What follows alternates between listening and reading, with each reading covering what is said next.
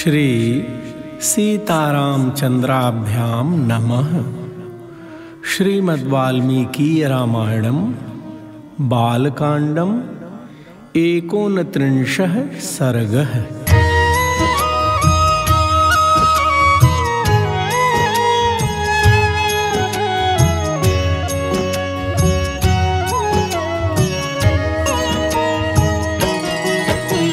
अथ तस्या प्रमेयस्य वचनं परिपृच्छतः विश्वामित्रो महातेजा व्याख्यातुम् उपचक्रमे। इह राम महाबाहो विष्णुर्देव नमस्कृतः वर्षाणि सुबहूनिह तथा युगशतानि च।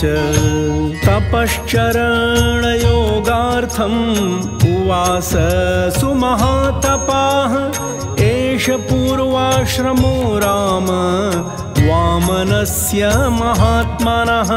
सिद्धाश्रम इति ख्यातः सिद्धो ह्यत्र महातपाः।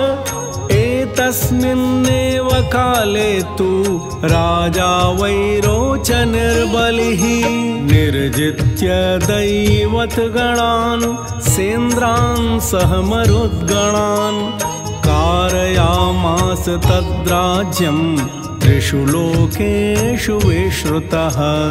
यज्ञं चकार सुमहान् असुरेन्द्रो महाबलः बलेस्तु यजमानस्य देवाः साग्निपुरोगमाः। समागम्य स्वयं चैव विष्णुमुचुरिहाश्रमे। बलिर्वैरोचनिर्विष्णो यजते यज्ञम् उत्तमम् असमाप्तव्रते तस्मिन् स्वकार्यम् अभिपद्यताम्। ये चैनम् अभिवर्तन्ते याचितार इतस्ततः यच्च यत्र यथावच्च सर्वं तेभ्यः प्रयच्छति।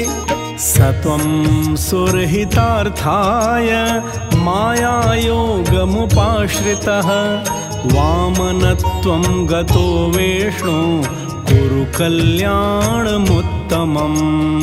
एतस्मिन्नन्तरे राम कश्यपोऽग्निसमप्रभः आदित्या सहितो राम दीप्यमान इवौजसा।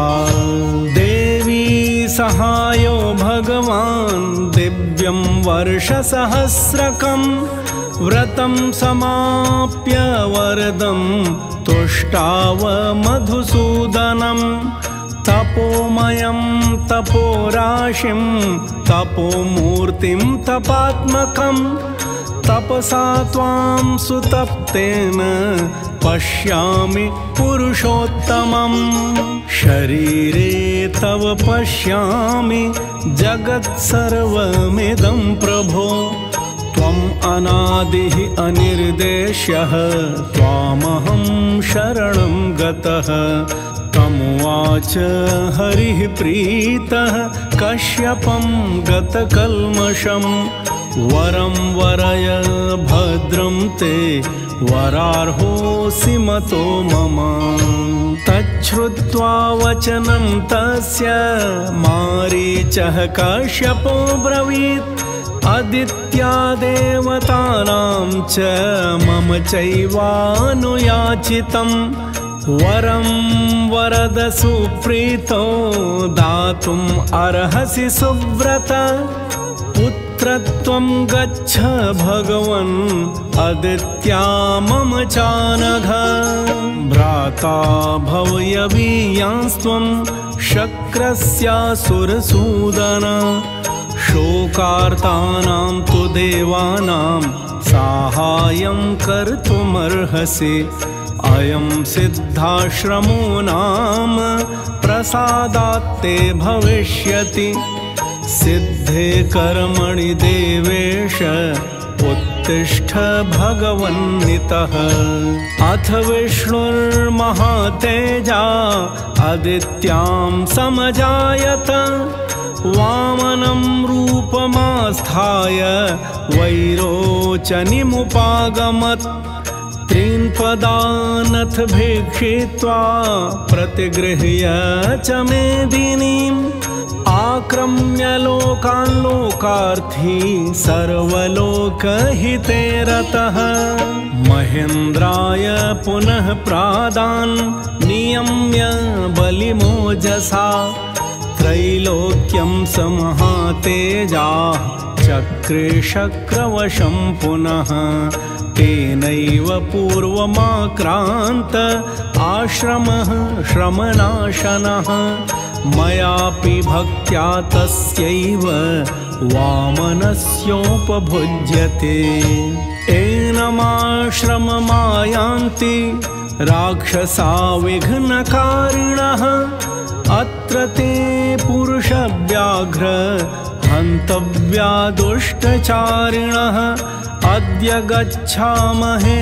राम सिद्धाश्रममनुत्तमम् तदाश्रमपदं तात तवाप्येतद्यथा मम इत्युक्त्वा परमप्रीतो गृह्य रामं सलक्ष्मणं प्रविशन्नाश्रमपदं व्यरोचत महामुनिः शशिवगतनिहारः पुनर्वसुसमन्वितः तं दृष्ट्वा मुनयः सर्वे सिद्धाश्रमनिवासिनः उत्पत्योत्पत्य सहसा विश्वामित्रमपूजयन् यथार्हं चक्रिरे पूजां विश्वामित्राय धीमते तथैव राजपुत्राभ्याम् अकुर्वन् अतिथिक्रियां मुहूर्तमथ विश्रान्तौ राजपुत्रावरिन्दमौ प्राञ्जलिमुनिशार्दूलम् ऊचतु रघुनन्दनौ अद्यैव दीक्षां प्रविश भद्रं ते मुनिपुङ्गव सिद्धाश्रमोऽयं सिद्धः स्यात् सत्यमस्तु वचस्तव एवमुक्तो महातेजा विश्वामित्रो महान् ऋषिः प्रविवेश तदा दीक्षां नियतो नियतेन्द्रियः कुमारावपि तां रात्रिं उषित्वा सुसमाहितौ प्रभातकाले चोत्थाय पूर्वां सन्ध्यामुपास्य च प्रशुचि परमं जाप्यं समाप्य नियमेन च हुताग्निहोत्रमासीनं विश्वामित्रमवन्दताम् इत्यार्षे श्रीमद् रामायणे वाल्मीकीये आदिकाव्ये बालकाण्डे 29 सर्गः।